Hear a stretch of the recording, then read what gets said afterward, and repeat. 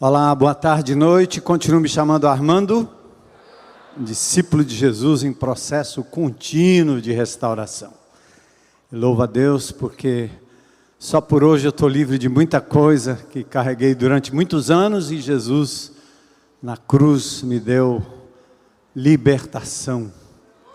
Foi muito bom e tem sido muito bom, né? Poder vencer adicções, às vezes aquilo que o velho Armando ainda quer dizer, prevalecer, fazer por onde. Deus vai me ensinando que agora não sou mais eu quem vive, mas Cristo vive em mim. Do jeito que a gente cantou. Muito feliz esse popurrí que teve aqui agora há pouco, de músicas mais antigas, faz parte do nosso memorial. E vocês estão vendo aí nesse fundo de palco, 1959, lá no centro da cidade, a IBC começou. Na Senador Pompeu, num lugarzinho assim bem especial ali. Depois, em 1983, muito antes disso, né, ela foi para Gonçalves Ledo 1414, lá no centro da cidade. Eu cheguei, juntamente com minha família, em 1983. Tem muita história e a gente está contando as histórias e trazendo à memória coisas que nos dão esperança e coisas que apontam para o poder de Jesus na nossa vida. Depois, 1984, a gente sai daquele ambiente de templo, igreja, ligada a prédio, e a gente vai para o Metropolitan Hotel, ali atrás do Bradesco Aldeota, e nos reunimos ali durante muito tempo, com cultos que a gente chamava de palestra, e aí convidávamos amigos, pessoas, e a gente podia falar do amor de Jesus, principalmente naquela época que havia muito preconceito com a igreja evangélica. As pessoas não queriam entrar ou que fossem vistas entrando em um lugar de protestantes ou de crentes, mas um hotel era bem tranquilo e a gente então migrou para lá por um tempo. Depois disso, nós fomos em 1988 para Oswaldo Cruz 3401, onde construímos uma palhoça. O nosso espaço Conviver tem uma palhoça ali exatamente para lembrar daquela época. Era uma palhoça grande, 20 metros de diâmetro, arredondada, e foi exatamente naquele momento que a igreja foi crescendo, e ali começou o Colégio Querigma, a Fundação Batista Central, e os grandes eventos que nós fazíamos na cidade, no centro de convenções, no Parque do Cocó, colocando muitos jovens, os festivais. Tudo isso a gente vai estar recordando esse ano de memorial. Depois, em 1993, fomos para o Colégio 7 de Setembro, lá na Aldeota. Tínhamos um trabalho muito intenso ali na favela dos Trilhos. E, obviamente, em 1998, nós viemos para cá, para essa propriedade, que era um deserto, um lugar muito perigoso, o IDH lá embaixo, muita invasão de terrenos. Aqui dentro era um nicho de carga roubada da BR-116, nicho de drogas, de tráfico, tanta coisa maluca. Mas Jesus nos trouxe aqui, não para tomarmos posse de uma propriedade, como se a propriedade definisse a igreja. O que nós fizemos foi trazer o povo lá da Aldeota, lá do Meireles, de outros bairros, para que viessem aqui abençoar o entorno dessa propriedade, demonstrando na prática o amor de Jesus. É como se nós convidássemos todos os membros da IBC a serem samaritanos, sair do discurso. Então essa igreja migrou para cá. Muita gente dizia que isso não ia vingar, que não ia dar certo. O pastor estava ficando louco, derrubei de manhã, derrubei agora de novo, né? Então, diz que o pastor estava ficando louco, e alguns diziam assim: essa igreja não vai prosperar porque vai ser uma igreja feita só de pobre, né? Como se fossem os ricos que sustentassem a igreja. Quem sustenta a igreja não são nem os pobres, nem os ricos, mas os fiéis em Cristo Jesus. E aqui nós temos, na expressão da viuvinha e na expressão daquele que muito pode, a fidelidade de Deus sendo demonstrada ao longo dos anos, e essa propriedade se tornou um quintal desta comunidade. Você vem aqui às 4h30, 5 horas da tarde, um movimento de gente andando, correndo, crianças, gente malhando, tem muita coisa acontecendo sempre em prol da comunidade. A semana que passou eu recebi aqui ao novo diretor da Regional 9, e ele esteve aqui exatamente para conhecer mais e melhor esse espaço. Eles ficam encantados de saber que isso aqui existe, e existe em função da comunidade. Eu quero que você continue acreditando nesse projeto, fazendo parte desse projeto, contribuindo, mas também doando o seu tempo para servir aqui na fundação. Segundas-feiras nós temos o CR, amanhã à noite, né, estamos aqui. Então nós temos momentos muito especiais que você pode servir com aquilo que Deus tem lhe dado, não só financeiramente. E a propósito do popurrí de músicas, este ano nós vamos trazer alguns amados irmãos que são considerados artistas gospel. Na verdade são irmãos queridos. O primeiro que vem é o Asaf, depois vem o Paulo César do Logos, depois vem o Ademar de Campos, depois vem o Baruque. Então os 4, né? Então nós vamos ter esses 4 irmãos vindo a cada trimestre, que vai representar uma fase da IBC, porque nós queremos que você que chegou na primeira tenda, na segunda tenda, conheça um pouco da nossa história, e esses hinos que foram cantados aqui, tão lindos, né? Foram exatamente hinos do Ademar de Campos, por exemplo. E eu vou fazer aqui um apelo à noite, que eu fiz de manhã, abrindo um parênteses antes de a gente entrar no texto. Se você, porque para trazer esses artistas, esses amados irmãos, que estão todos lá no sul, bem distantes, nós pagamos a passagem, providenciamos a hospedagem e deixamos com eles uma oferta. E nós nunca fazemos, pelo menos agora não temos feito, uma programação com ingresso. Eles não vêm para cá com esse intuito, é o que a gente oferta, que eles levam, porque eles vivem do ministério. Então eu quero apelar, como eu fiz hoje de manhã, se alguém aqui tiver milhas sobrando e pode doar, para que a gente viabilize a vinda desses amados irmãos, procura o Daniel Almeida, nosso pastor, nosso passarinho pastor, né? E ele tem o contato com esses amados irmãos e está providenciando tudo. Então, se você tem milha, às vezes tem um indivíduo que viaja para cima e para baixo, tem muitas milhas, então doa e vem falar aqui que a gente pode indicar para quem essas milhas serão doadas, direcionadas para esses amados irmãos que virão. E às vezes quando tem um excedente, né, a gente pode trazer, quem sabe, a esposa, né, quem sabe um filho, isso aí vai ajudando também, tá bom? Então eu convido você a se colocar em pé, a gente vai ler um texto da palavra de Deus, Gálatas 6:14.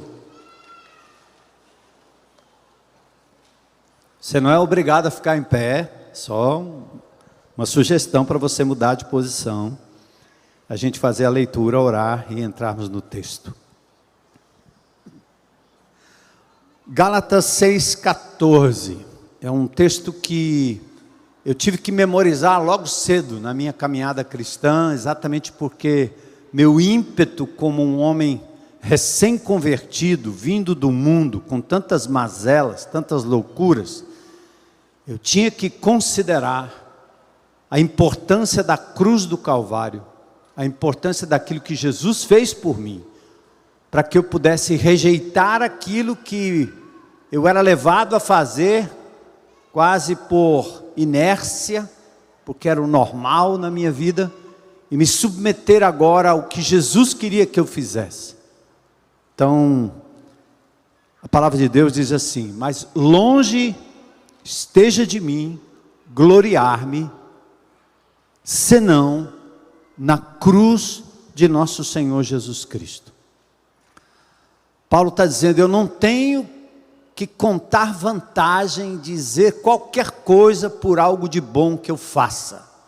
Eu não posso alegar, eu não tenho direito de dizer que é porque eu sou ético, porque eu sou honesto, porque eu sou bom, olha como eu sou bonzinho. Paulo está dizendo, não, eu não tenho nada do que me gloriar, a não ser na cruz do nosso Senhor Jesus Cristo. Por quê? Porque é lá, pela cruz, na cruz, o mundo está crucificado para mim e eu para o mundo. O que o apóstolo Paulo está dizendo é, O poder que o mundo tinha sobre a minha vida antes de Cristo foi anulado, quebrado na cruz do Calvário. E ele diz, e eu também, que era o que dominava, que reinava, que estava no centro, eu também, na cruz do Calvário, fui crucificado juntamente com Cristo. E por isso ele podia dizer, como nós cantamos aqui, agora vivo não mais eu, mas Cristo vive em mim. Pode repetir isso? Agora não mais eu, mas isso não pode ser uma declaração de boca, ela tem que ser uma realidade no nosso comportamento, na nossa forma de pensar. E é isso que nós vamos aprender hoje, como Paulo, focar na cruz de Jesus e ver o que Cristo providenciou na cruz há 2000 anos atrás, que nos liberta do poder do mundo, do poder do diabo e do poder do pecado, que tenta nos escravizar, porque agora não pode mais nos condenar, porque fomos libertos em Cristo Jesus. Senhor, obrigado por essa noite, porque aqui chegamos, celebramos esse dia de forma especial, dedicando ao Senhor. Obrigado pela Tua palavra, pelos cânticos, pelo Teu povo que aqui se reúne, Senhor. São pessoas sedentas do Senhor. Que este aqui que fala, Senhor, possa dar nada além daquilo que é a Tua palavra, a Tua vontade. Direciona a nossa mente, o nosso coração, para a pessoa, obra e palavra de Jesus. E ajuda-nos a sairmos daqui, não só entendendo aquilo que Deus quer de cada um de nós, mas praticando, Senhor, aquilo que for coerente com a Tua vontade. Te agradecemos, ó Pai, pela vida de tantos amados irmãos, oramos pelo Mateus, que está nos ouvindo, um deficiente físico que estava para vir aqui hoje, não pôde, ele está lá na internet, e nós queremos pedir a bênção de Deus para a vida dele, e dizer que ele é amado de Deus. Te agradecer pela vida de cada um aqui, pelas lutas, os problemas, que o Senhor nos ajude a caminhar nesse mundo mal, olhando para Jesus, autor e consumador da nossa fé. E é em nome dele que nós oramos e agradecemos. Amém. Podem sentar.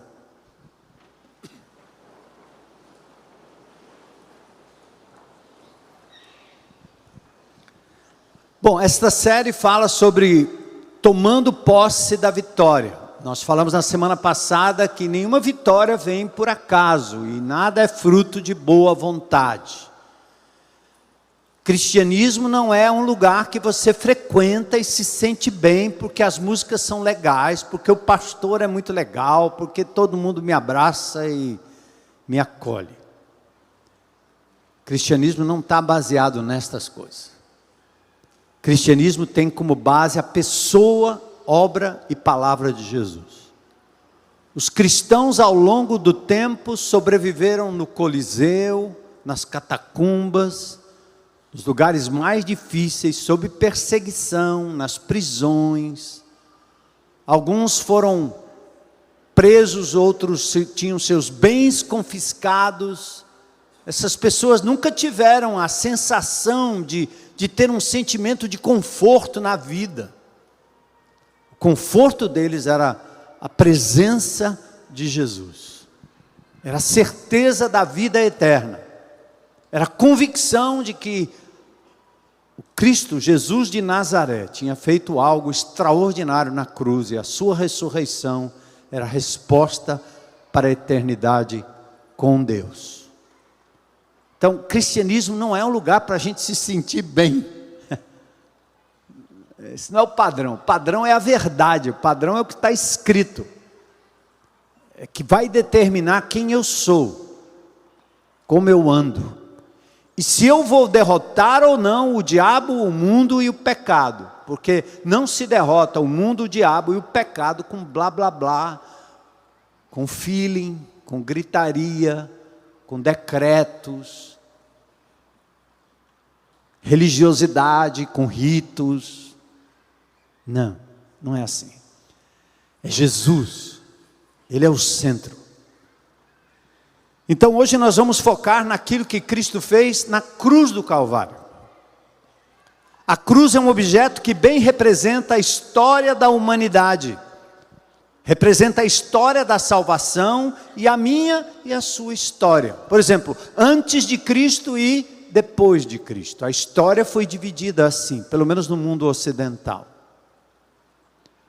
Antes de Cristo, depois de Cristo. Velho Testamento, veio a cruz e a cruz inaugura o Novo Testamento. Então, na cruz, o Novo Testamento começa na cruz. A gente pega a Bíblia, abre, tem Mateus, Marcos, Lucas e João, e a gente pensa que o Novo Testamento começou com Mateus e a genealogia. Não. O Novo Testamento começa na cruz do Calvário. É lá que ele diz, este é o Novo Testamento no meu sangue. Ele fala quando ele instrui a igreja a celebrar a ceia do Senhor, como ele fez com seus apóstolos.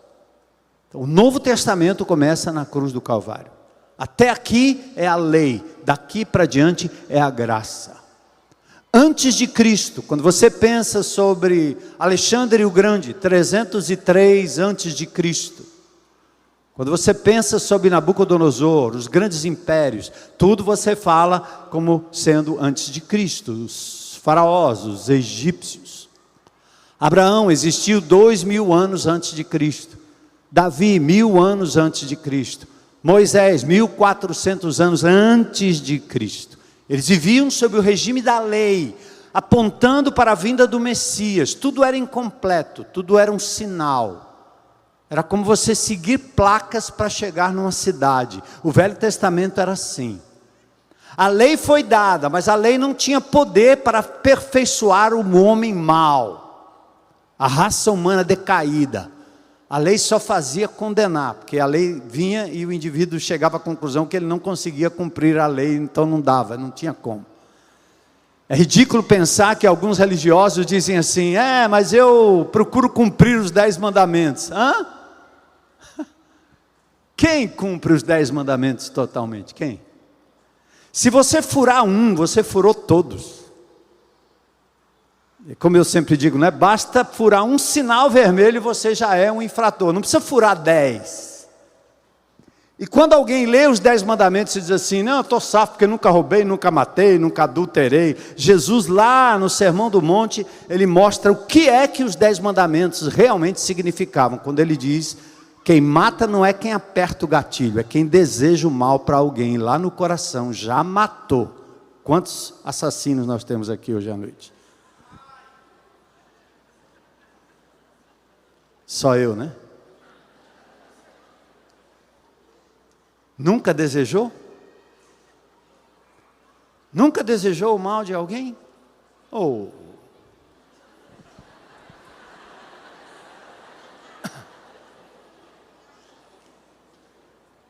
não adulterarás. Quem no seu coração intentar cobiçar a mulher que não lhe pertence, já adulterou. Pronto, acabou. E o cara pensa que adultério é transar com outra. Quando você entra na internet e você curte uma mulher que não é a sua, se masturba olhando para uma mulher que não é a sua, você está adulterando feio diante de Deus. Ninguém sabe, mas Deus sabe. Jesus pega o pecado da periferia e joga para dentro do seu coração, portanto todos são culpados. Ninguém é capaz de se salvar cumprindo a lei. Por isso vem quem? Jesus. Ele não peca. E aliás, a grande prova do pecado é o cemitério. É que eu e você um dia vamos morrer. A morte é o salário, é o pagamento do pecado. O salário do pecado é a morte. Todos morrem. Por isso Jesus, que não pecou, era o único que não merecia morrer. Mas ele se entrega no meu lugar, no seu lugar. E por isso o Pai aceita o sacrifício e o ressuscita dentre os mortos. Ele vence a morte. E lá ele ganha o direito de vencer o diabo, o mundo e o pecado. E todo aquele que se esconde atrás da cruz de Cristo e que crê em Cristo Jesus, tem a vida eterna. E não há mais condenação sobre ele. Nenhum. Então olha a importância da cruz. Vamos lembrar que a vitória sobre o mundo, o pecado e o diabo vem pelo conhecimento da verdade. Cristo é a verdade. Por isso estamos conhecendo Jesus, sua pessoa, sua obra, sua palavra. Olha o que Paulo disse em 1 Coríntios 2:2. Presta atenção. Paulo era um intelectual, um religioso, fariseu dos fariseus. Conhecia muito bem a filosofia grega, era capaz de falar sobre os epicureus, sobre os estoicos, discutir com os gregos a filosofia grega. Paulo era um homem muito inteligente, aliás, muito arrogante. Quando teve um encontro com Jesus, ele foi lançado ao chão.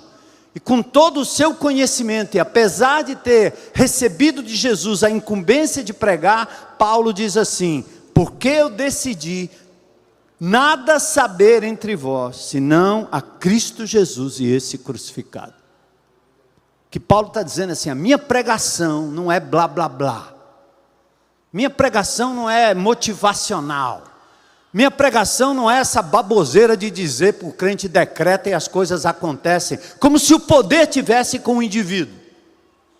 E a gente ouve gente dizendo, há poder nas suas palavras. Se há poder, por que Jesus veio? Você podia dizer que o pecado está derrotado e não precisava de Jesus nem da cruz do Calvário. Não há poder nas suas palavras, há poder nas palavras de Cristo. Há poder quando você o faz em nome dEle. Esse cristianismo triunfalista, esse cristianismo veterotestamentário, que te leva a falar sobre a arca, sobre a glória, sobre o sacerdote, não sei o quê. Isso é uma tentativa de te levar de volta para a lei. Se aquilo tivesse funcionado, não precisaria Jesus na cruz do Calvário. Por isso que Paulo sabia que todo o sistema do Velho Testamento não foi capaz de trazer a redenção da raça humana. Aí ele disse, eu não quero saber de nada, a não ser Cristo Jesus e esse crucificado. Por isso, amados, é que essa igreja tem Cristo como centro, a palavra dele como centro, e a obra dele como centro. A cruz marca a história da humanidade, e a minha história e a sua história.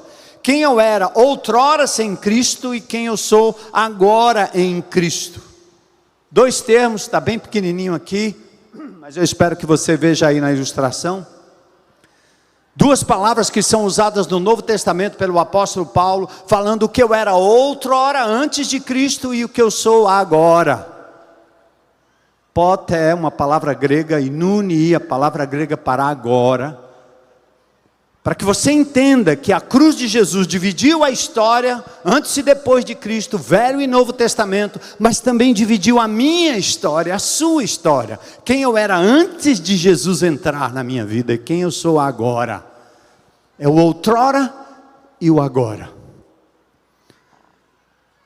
E aí o apóstolo Paulo ilustra essa palavra em Efésios, no capítulo 5, versos 3 a 10.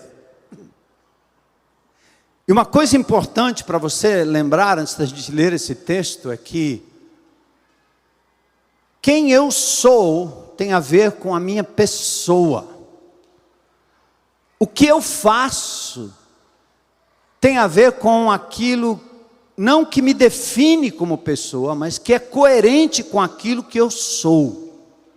Se eu sou um bandido, eu mato. Se eu sou um ladrão, eu roubo. Se eu sou um policial, eu ajo diante da lei, protegendo a sociedade. Se eu sou um médico, eu faço o juramento de Hipócrates e vou cuidar de pessoas. Se eu sou um crente em Cristo Jesus, eu tenho que agir coerente com quem eu sou, com quem Deus diz que eu sou. E Deus não apenas me dá uma nova posição, mas Ele me capacita a viver de uma maneira nova e diferente.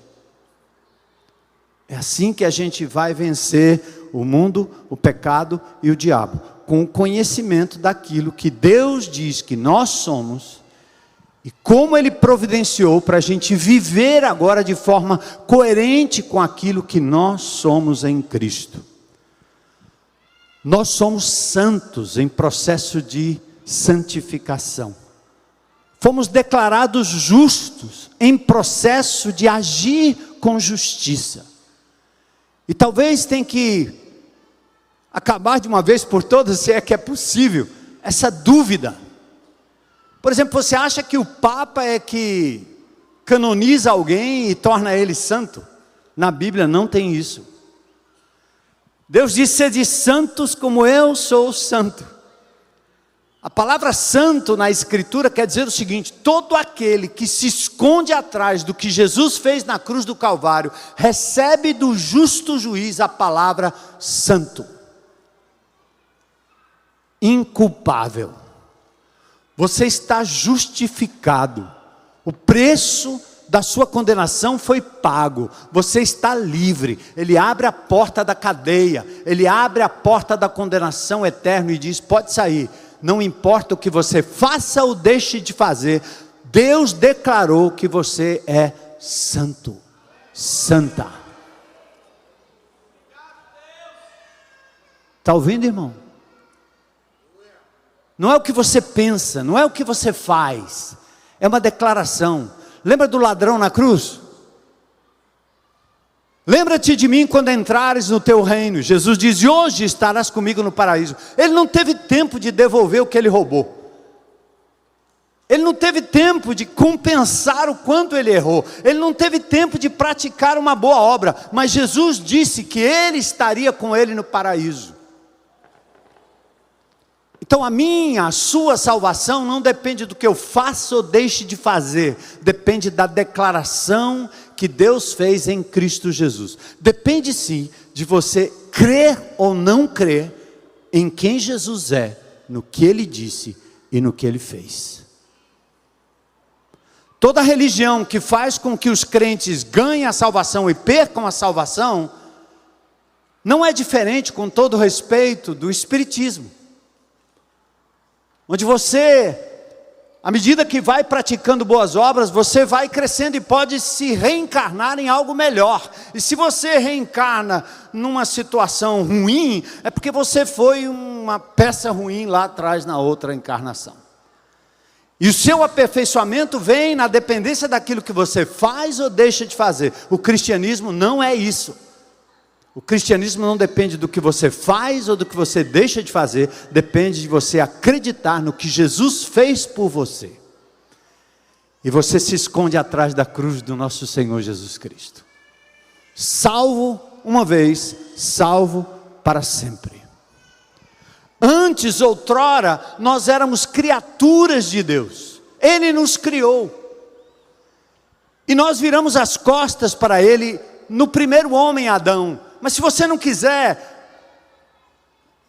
acreditar que Adão passou para nós hereditariamente esse pecado em toda a raça humana, você tem que pensar no seu próprio. Ah, não foi Adão, mas foi você.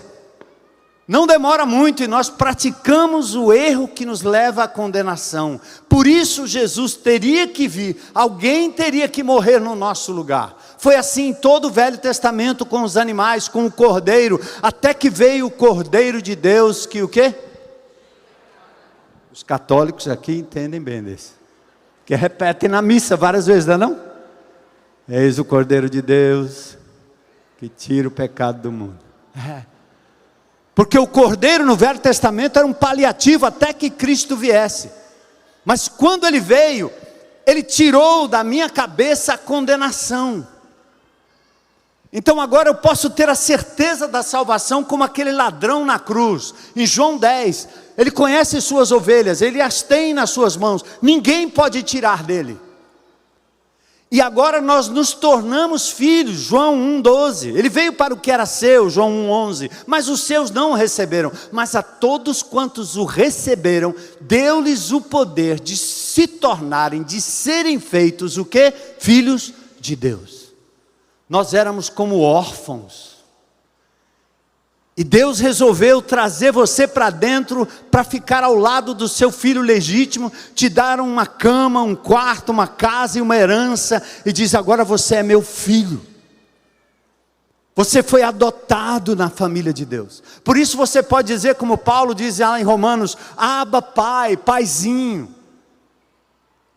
O filho que é adotado, ele traz da sua vida pregressa costumes ruins. Quem adota um menino ladrão, é possível que ele tenha o seu salário roubado. Você já levou alguém assim para casa? Eu já. Rapaz, eu vou dormir, o cara vai dormir ali. Eu não sei não o que é que vai acontecer, eu não sei. Mas você nunca deixa de ser filho mesmo cometendo o erro. Porque Deus vai lhe disciplinar e lhe conduzir o santo no processo de santificação. Se você está sem disciplina, diz a palavra em Hebreus, você é bastardo, você não é filho não. Se você está pecando e nada está acontecendo, é provável que você nunca creu em Jesus como Senhor e Salvador. Você vai às vezes no presídio, o que você mais ouve é o camarada dizendo assim: eu fui crente. Não existe isso. Quem foi filho de Deus é filho de Deus e o será para sempre. E aqui eu quero inclusive dizer para os amados irmãos que vêm de denominações onde vocês viveram esse drama. Hoje de manhã uma pessoa me procurou e disse: meu Deus, eu descobri pela primeira vez na vida que eu não vou para o inferno. Com a Bíblia na mão, lendo a palavra de Deus, frequentando a igreja, estando na igreja durante anos, descobriu que não vai para o inferno. Porque a pessoa estava induzida a pensar que ela iria para o inferno ou não, dependendo do comportamento dela. Então não precisa da cruz. Para que Jesus? É melhor ser um espírita. Ignora tudo e Allan Kardec na cabeça e vamos fazendo a reencarnação até a gente ficar bom lá na frente. Meus pais eram, eu conheço a doutrina. O cristianismo é diferente. Não depende de você, depende de Cristo. Se você entrega a sua vida a Jesus e cai numa cama, e você nunca mais levanta, se você entra em coma, Deus não vai lhe amar menos. Deus lhe ama igualmente. Não depende do que você faz. Depende do que Ele fez na cruz do Calvário. Você aceita isso, irmão?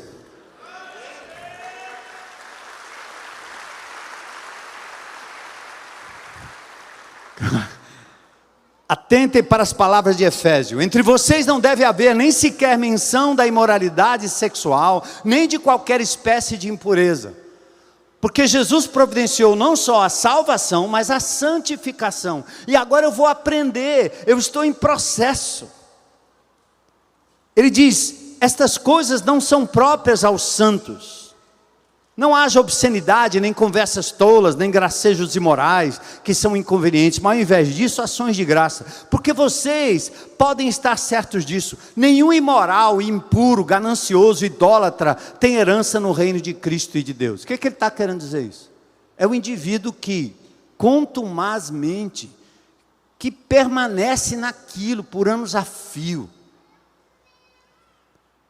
Se você disser que não peca, é mentiroso, a palavra não está em você, você está se enganando. 1 João diz isso. Então nós ainda vamos cometer erros, como filhos amados, em processo de restauração. Mas aqueles que vivem uma vida completamente longe de Deus, fora de Deus, insistentemente permanecem no pecado, é muito pouco provável, aliás, é provável que ele nunca creu. Na cruz, Jesus mudou o nosso status, de filhos das trevas para filhos da luz, de inimigos para amigos, de perdidos para salvos.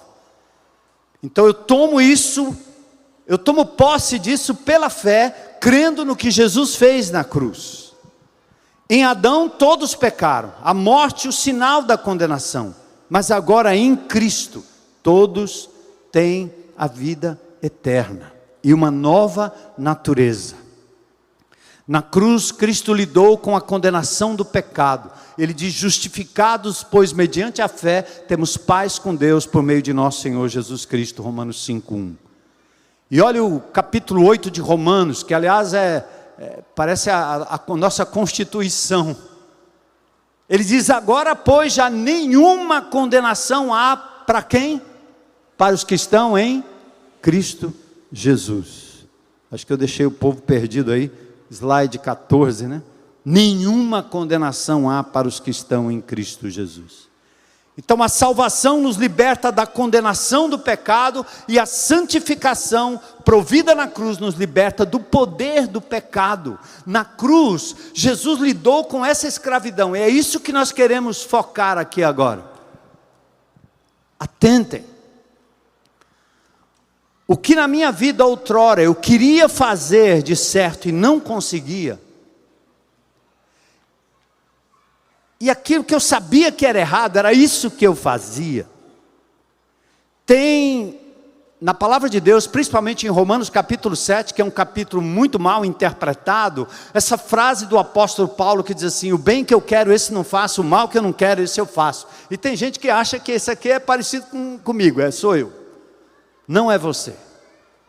Ali o apóstolo Paulo falando, quando antes dele encontrar a Cristo, ele era um fariseu dos fariseus, um intérprete da lei, e ele estava tentando cumprir a lei, e ele não conseguia, não tinha poder para vencer o vício. É como você, antes de Cristo na sua vida, os vícios na sua vida, eles lhe escravizaram durante muito tempo. Eu me lembro, eu queria sair, não conseguia, eu queria sair, eu não conseguia. Alguém já se viu assim? Preso. O Velho Testamento nos levou a essa escravidão. O Velho Testamento que eu digo é antes de Cristo, em Adão, porque nós estamos agora sem Cristo. Quando nós entregamos a nossa vida a Jesus, Ele não só nos dá salvação eterna, mas o poder para sacudir de nós o jugo do pecado. O pecado não precisa ter mais domínio sobre a minha vida e nem sobre a sua vida. Você sabia disso? Então, para mim, o crente, quando ele insiste no pecado, é muito mais honesto ele dizer: estou fazendo porque eu quero. Não diga que você não consegue. Já viu no aconselhamento? Pastor, estou tentando, mas eu não consigo. Você é filho rebelde, vai apanhar. Seu problema é que você não quer, não é que você não consegue. Ou por ignorância da verdade bíblica, que na pessoa do Senhor Jesus Cristo há sim libertação. Você não precisa mais ficar escravo da pornografia, da mentira, da inveja, do engano, da baixa autoestima. Coisas que você ouviu dos seus pais, ouviu dos seus amigos, ouviu na sua vida, quando você não tinha Cristo. Agora você está em Cristo e continua ouvindo o velho homem, o que está sendo dito na horizontal, ao invés de ouvir o que Deus está falando sobre você. Menina, você, para ser amada, você precisa se entregar para os homens, ficar fazendo pose de sensual, para quê? Você está ouvindo a voz do velho, está ouvindo a voz do mundo, você está se igualando nas redes sociais com aquilo que é o padrão do mundo, o padrão do diabo, o padrão da mentira. Então você agora entregou a sua vida a Jesus, ouça a voz do seu Senhor. Você é a minha filha amada, em quem eu tenho prazer. Você é a menina dos meus olhos. Eu te criei, eu te formei para a minha glória. O Pai eterno está dizendo: eu lhe valorizo. Como é que você ainda vai ouvir o velho homem? A velha mulher, ela precisa ser crucificada na cruz do Calvário, para você parar de ser dependente de amantes e de pessoas que lhe elogiem. Porque quando você faz isso, você desvaloriza a cruz e valoriza o outro, a outra. Dizem que mulheres se arrumam para as mulheres. Eu não sei se é verdade, certo? Faz sentido? Quando a palavra de Deus está dizendo agora que você está em Cristo, seja comer ou beber ou qualquer outra coisa fazer, mulher, faça para a glória de Deus. Homem, faça para a glória de Deus. Fique bonita, se arrume, se enfeite, mas não faça isso para marmanjo nenhum, para mulher nenhuma, faça para a glória de Deus.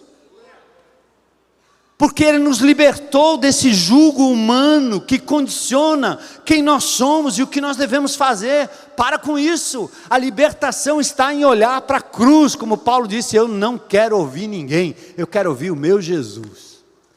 E hoje de manhã ele disse: você é minha filha amada em quem eu tenho prazer. Põe um sorriso nos lábios e diz: Senhor, eu quero isso para a minha vida. E toda vez que você ouvir alguém, que você vir alguém, que você se for colocada numa situação que tenta lhe diminuir, você olha para a cruz do Calvário. Como diz Paulo em Colossenses 3, você olha para o alto e não para a terra. Você olha para Ele, o Criador, e não para as criaturas que estão ao seu redor.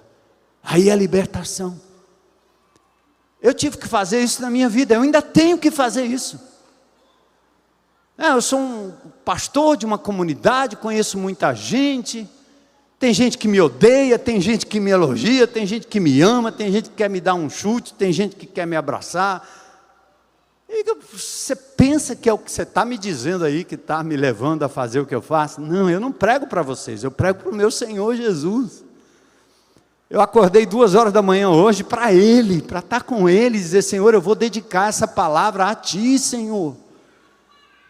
Desde o início eu digo para esses passarinhos que cantam aqui na frente: não cantem para o povo. E por isso pode ter 10 pessoas, pode ter 2.000 pessoas aqui, o cântico é igual, porque eles estão louvando ao Deus poderoso presente. Não está fazendo para vocês.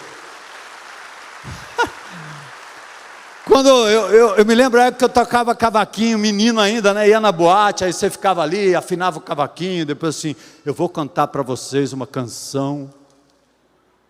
Eu cantava para as pessoas, eu tocava para as pessoas. Agora eu não toco mais para a pessoa, não canto mais para a pessoa, não prego mais para a pessoa, eu prego para o meu Senhor Jesus. E a glória é dele. E aí as pessoas parecem que elas se beneficiam de alguma forma, porque eu faço para o Senhor. Quando as pessoas percebem a sinceridade do seu coração, porque você tem uma vida focada e centrada na pessoa de Jesus, aí as pessoas veem Cristo em você. Aí você diz: agora vivo não mais eu, mas... porque você faz para a glória dele, motivado por ele, para ele. Cristo neutralizou o poder do pecado. Por isso lá em Romanos 6,14 diz: o pecado não terá domínio sobre vós, pois não estáis debaixo da lei, e sim da graça.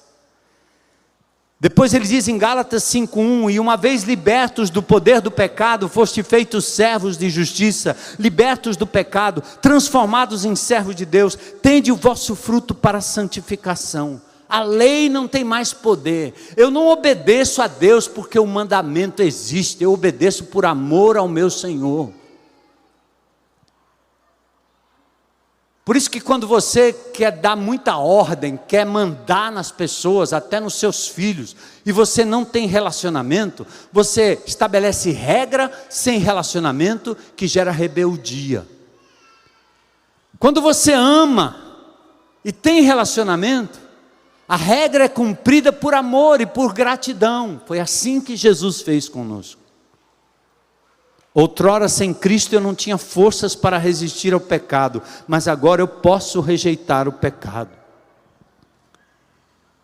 Agora em Cristo devemos e podemos trocar engano por verdade, mentira por verdade, imoralidade por pureza, preguiça por trabalho, avareza por contentamento, egoísmo por amor. Qual é o problema? É que você não entende direito, porque mesmo salvo, perdoado, justificado, habitado pelo Espírito, você ainda tem que lutar contra as inclinações que te levam a pecar. Alguns dizem que nós temos 2 naturezas. Não existe crente esquizofrênico. A minha velha natureza antes de eu conhecer Jesus, quando Ele entrou na minha vida, o Espírito Santo de Deus me deu uma nova natureza. E essa nova natureza significa o Espírito de Deus me ajudando a praticar o fruto do Espírito. Eu tenho que fazer essa decisão a cada dia, me submetendo à palavra, deixando a minha mente ser impregnada pela palavra de Deus. Habite ricamente em vós a palavra de Cristo. E aí o fruto do Espírito vai fluindo. Onde eu odiava, agora eu amo. É sobrenatural, porque eu simplesmente me submeto. E Deus vai agindo em mim. Eu rejeito a pornografia. Eu rejeito o roubo, o engano, a mentira, a meia-verdade. Eu rejeito a palavra torpe, o palavrão. Eu rejeito essa coisa de estar falando o nome de Deus em vão toda hora. E aí Ele me dá a capacidade de reverenciar o seu nome, de não usar o nome de Deus em vão, de não usar a palavra torpe, de não fazer brincadeira de mau gosto, de não me alimentar da pornografia, de não desejar a mulher do outro, mas submeter os meus órgãos, inclusive os órgãos sexuais, a Ele. Meus membros, meus braços, minhas pernas, meu corpo, comer para a glória de Deus.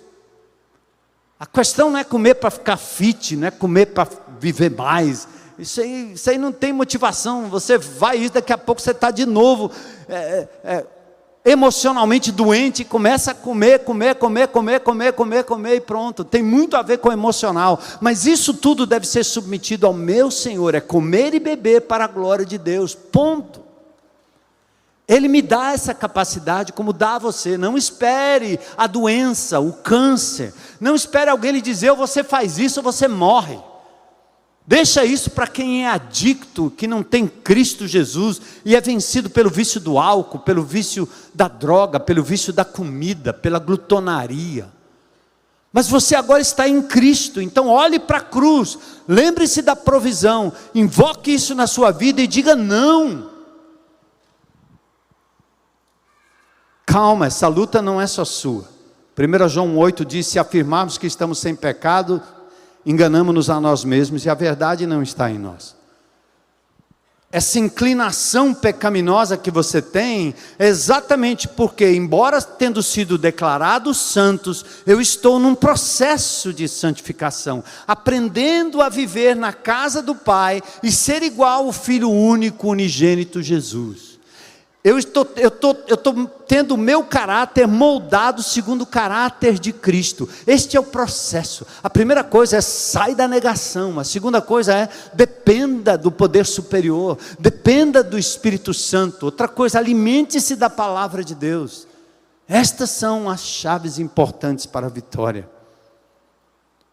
A chave para a vitória é conhecer a verdade. Essa coisa de que você se sente assim, se sente assado, não é o que você sente que determina o que é certo ou errado.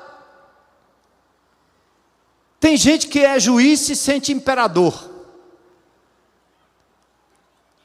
Tem gente que é homem e se sente mulher, tem gente que é mulher e se sente homem. Isso não define a verdade. Então não sinta que você é uma pessoa derrotada, você não é. Olha para a palavra de Deus e para o que Deus diz acerca de você. Ele é teu Criador, Ele é teu Senhor, Ele é teu Salvador. O pecado, Romanos 6,14, não terá domínio sobre vós. Então o ser humano não tem duas naturezas, mas uma só. Não somos esquizofrênicos. Não tem dois cachorros brigando aqui dentro de mim. O meu velho homem foi crucificado com Cristo. Jesus é o segundo Adão, que na plenitude dos tempos morreu na cruz do Calvário, dividindo a história humana, dividindo a minha história. 1 Coríntios 15, 45. O primeiro homem, Adão, tornou-se um ser vivente. O último Adão, o espírito vivificante. Veja que interessante. Por isso que aqui, gente, olha, lá no princípio, quando Deus cria tudo, antes da cruz, nós fomos criados segundo a imagem e semelhança de Deus em Adão. Você não gosta do pecado de Adão, mas você dependeu do esperma de Adão para sobreviver, e da Eva lá. Porque a raça humana é assim. Não é no laboratório, é um homem e uma mulher gerando um menino, um homem e uma mulher gerando uma menina, um homem e uma mulher gerando uma menina, e assim é. Se colocar 100 homens numa ilha, depois de 200 anos, quando você for lá, tem o quê? Ossos de 100 homens. Coloca 200 mulheres numa ilha, depois de 200 anos você vai lá, o que é que vai ter? 200 esqueletos de 200 mulheres. Coloca um menino e uma menina numa ilha, e volta lá depois de 20, 30, 40 anos, a ilha está assim, ó. Quer inverter isso aí? Pode inverter como você quiser, mas é a lei do Criador, é a lei de Deus. Então, em Adão, nós herdamos o pecado dele, e a herança é tão assim que nós pecamos também. Ah, o culpado foi Adão. Não, o culpado é você, porque você também peca. Se você não pecasse, olha, estava tudo resolvido, mas você não consegue. Porque nós estamos em Adão sujeitos à velha natureza. Adão entregou o domínio da vida e da natureza e do mundo ao diabo, e o diabo agora é o nosso pai, era o nosso pai, ele nos mantinha a velha natureza, fazendo o que a gente não queria, aquela luta do apóstolo Paulo, até que veio Jesus.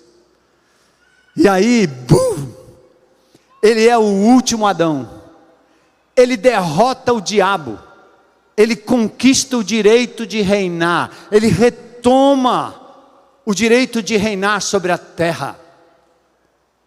E ele diz agora, se alguém está em Cristo, é parte de uma nova natureza, de uma nova criação. E agora minha nova natureza, que foi injetada em mim pela presença do Espírito Santo, ela tem que aprender como uma criança, a dar passos em direção à verdade.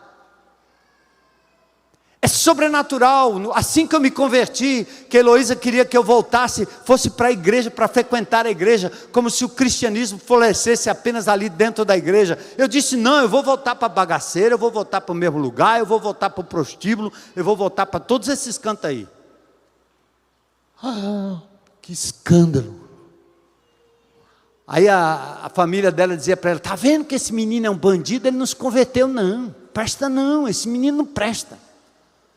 Mas eu fui tão tocado pelo poder de Jesus, e eu não entendia como um bebê na fé, que eu disse assim, rapaz, eu queria fazer prova de tudo, né? Porque eu não acredito assim tão fácil. Eu disse, bom, agora Jesus não entrou aqui? Eu não chamei ele não disse que agora ele é meu Senhor, meu Salvador? Agora é que eu quero ver. Aí quando eu pus o pé no prostíbulo, eu estou lá, disse, alguma coisa aqui dentro dizendo, você não pertence mais a esse lugar. Esse lugar não é mais seu. E eu saía de lá, meu Deus, que é isso? Ia para a droga rolando, quando vinha na minha boca um trago, e eu disse, cara, não dá mais, não dá mais, não dá mais. Eu não sei o que é não. Ei meu, que é isso aí meu? Qual é? O que houve aí meu? Eu não sei o que meu. Cristo entrou na minha vida. Tem algo extraordinário acontecendo, uma nova natureza me ajudando a ver que eu não era mais aquele velho Armando, que eu era um novo, aprendendo a viver segundo a vontade de Deus. Cristo vive em mim, Cristo vive em você.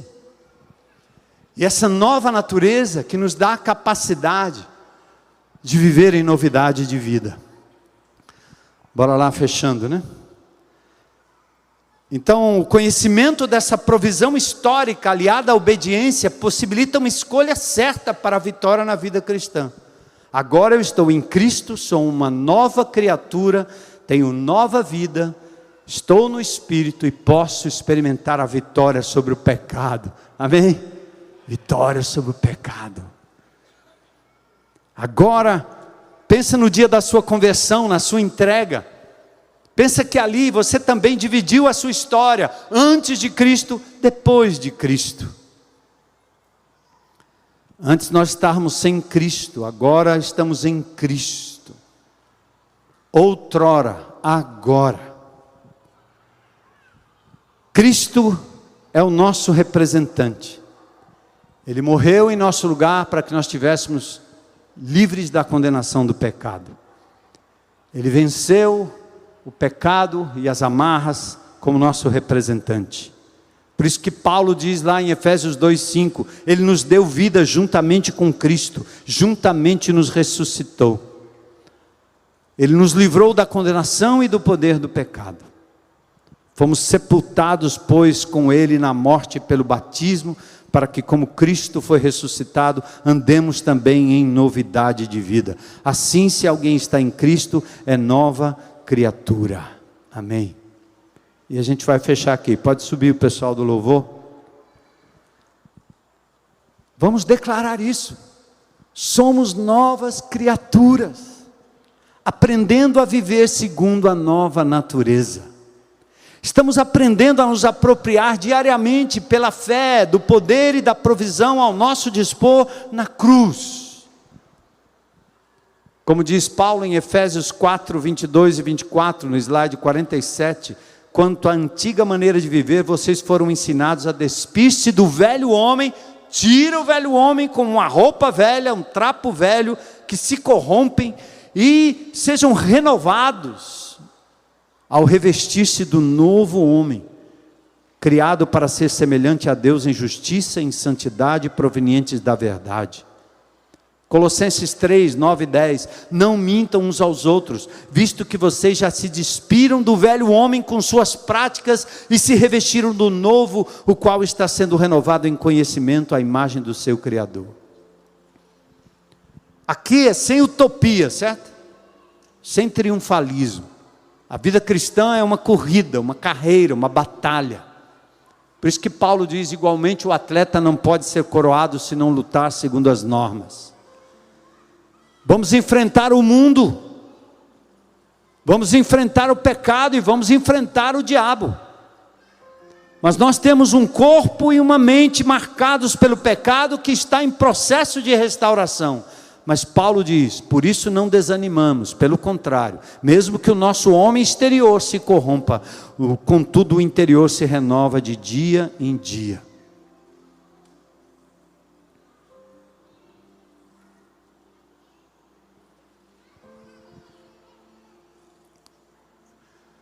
O que Deus está lhe dizendo? Você entende que o te mantém firme, vitorioso, sem triunfalismo, é a verdade revelada na palavra. Não duvide da sua salvação eterna. Quando a Bíblia diz lá em Mateus capítulo 24, quem perseverar até o fim será salvo, a palavra perseverar diz respeito à grande tribulação pela qual passarão os judeus. E a palavra salvo, sozo, é um verbo que não quer dizer salvação eterna, quer dizer também livramento. Então tem gente que pega versículos bíblicos como esse e tenta dizer, não, se a gente perseverar até o fim será salvo. Então para que Cristo? Você foi adotado na família de Deus. Você não escolheu, Ele te escolheu. Ele te trouxe para dentro, diz, entra meu filho. E agora Ele te dá o status de filho. Em Cristo Jesus, temos a vida eterna. Deus amou o mundo de tal maneira que deu seu Filho unigênito para que todo aquele que nele crer não pereça, mas tenha a vida eterna. Quem crê nele não será condenado. Quem não crê já está condenado, porque não creu no unigênito Filho de Deus. Do jeito que a fé me dá certeza de salvação, a mesma fé me dá vitória sobre o pecado na minha vida, no meu dia a dia. Experimente essa semana em nome de Jesus. Clamar pelo nome de Jesus sobre as adicções e sobre as coisas que você tem carregado ao longo da sua vida, que não fazem jus ao Pai eterno. São obras da velha mulher, do velho homem. Dê um nome para ele, repreenda em nome de Jesus, diz, eu não quero mais. Faça como Jó 31, ele disse, eu não vou colocar os meus olhos numa donzela, eu não vou fixar os meus olhos. Todo homem pode ver uma mulher despida completamente, como existe por aí, nas praias, em vários lugares. Todo mundo vê. Mas fixar os olhos e alimentar é uma opção. Quem não tem Cristo e vive a loucura do vício do sexo, ele não consegue pensar outra coisa. É por isso que hoje as músicas induzem exatamente a baixaria total em todo lugar, em todo restaurante, em todo canto, em todo agrupamento. É só bandalheira sensual, chamando a mulher e colocando a mulher no chão, no lixo, colocando crianças para ouvirem coisas mais malucas do mundo, e os caras gostam daquilo, e pulam naquilo, eles brincam com aquilo, eles não têm noção, porque eles estão cegos, estão aprisionados, estão acorrentados. Mas quando você encontra Jesus como Senhor e Salvador, ó,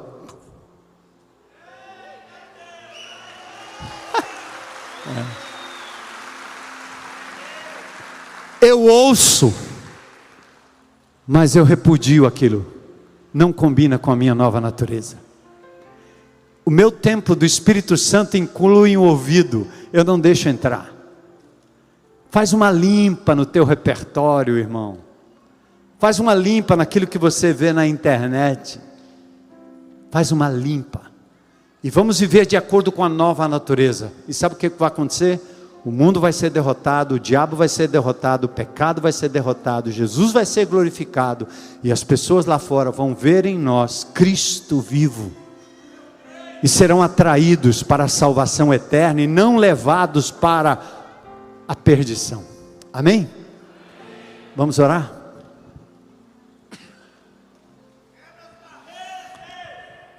Glórias ao teu nome, Jesus. Te adoramos, Senhor. Pedimos que o teu Espírito Santo aplique essa palavra poderosa no coração de cada um aqui.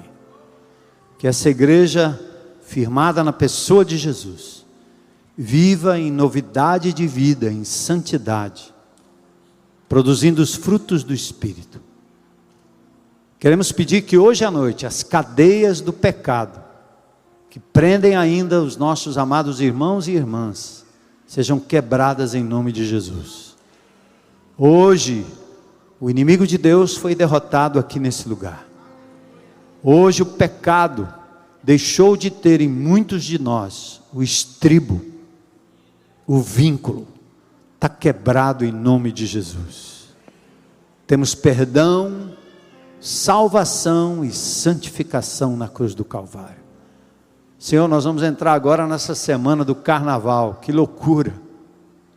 Que o povo de Deus seja sal e luz. Que o povo de Deus foque no Senhor. E seja um caminho no deserto para quem não te conhece. Um oásis no deserto para quem precisa do Senhor. Dá-nos essa vitória. Enquanto nós estamos orando, se tiver alguém aqui nesse auditório ou na internet que gostaria de entregar sua vida a Jesus hoje, eu preciso dessa libertação em Cristo Jesus hoje. Se tem alguém aí, levanta a sua mão bem alto para dizer eu quero. Deus te abençoe, aleluia, glória a Deus, glória a Deus. Casal lindo aqui, ali. Mais alguém? Libertação em Cristo Jesus, está ao seu dispor. Glória a Deus, estou te vendo lá, aleluia. Vamos aplaudir o Senhor, a libertação. Glória a Deus. Se você ainda quer tomar essa decisão, saia do seu lugar, venha aqui à frente. Nós vamos encerrar esse culto e pessoas vão orar com você. Uma boa semana na paz do Senhor. Glória a Deus.